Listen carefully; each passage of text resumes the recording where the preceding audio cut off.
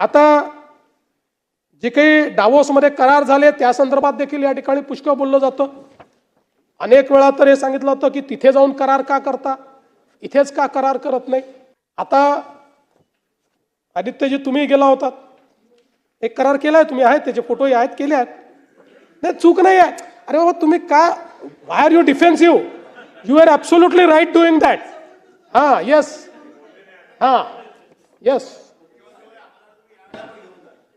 पुढच्या वेळेस घेऊन जातो. माझी अडचण नाही, मी घेऊन जातो. मुळामध्ये आपण म्हणालात ते खरं आहे, छोटंसं गाव आहे डावोस, पण 2-2 दिवस येऊन ट्रम्प राहतात. जगातल्या सगळ्या अर्थव्यवस्था या त्या ठिकाणी त्या काळामध्ये असतात. जगातले सगळे बिझनेसेस असतात. If you have to be relevant in economic world, you have to be there.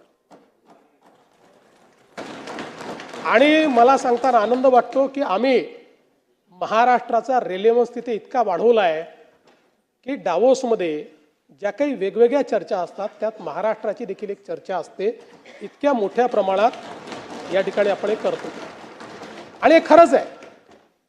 आता डावोसला काय आपण त्यांना बोलून इथे देखील करू शकतो, करू शकत नाही असं नाही आहे, पण साधारणपणे ज्या ठिकाणी फॉरेन इन्व्हेस्टर्स असतात त्यांची अपेक्षा असते की आपण हे डावोसला केलं पाहिजे. कारण डावोस वर्षातला एक असा इव्हेंट असतो की आजूबाजूच्या सगळ्या युरोपियन देशांमध्ये हे जे सगळे फॉरेन बिझनेसेस असतात हे आपली ॲन्युअल मीटिंग ठेवतात आणि म्हणून त्यांची अपेक्षा असते की डावोसला केलं तर आमचा रिप्रेझेंटेटिव्ह कोणीतरी राहील.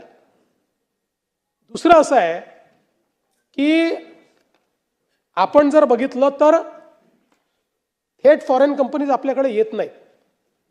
आपला इंडियन पार्टनर असतो, पण त्याच्यामध्ये 60% 70% पैसा या फॉरेन कंपनीजचा असतो, त्या लावत असतात. किमान 30% तर असतोच. आणि आपण हा निर्णय केला होता की ज्याच्यामध्ये फॉरेन इन्व्हेस्टमेंट नाही तो आम्ही करार डावोसला करणार नाही. ज्याच्यात फॉरेन इन्व्हेस्टमेंट आहे तोच आम्ही डावोसला करू.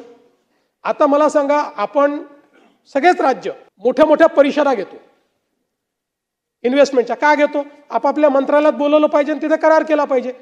कारण उत्सव केला की जास्त लोक येतात, उत्सव केला की त्याला प्रायमसी मिळते, उत्सव केला की आपल्या राज्याची ताकद लोकांपर्यंत पोहोचते, आपलं मार्केटिंग लोकांमध्ये होतं. आणि म्हणून या ठिकाणी डावोसला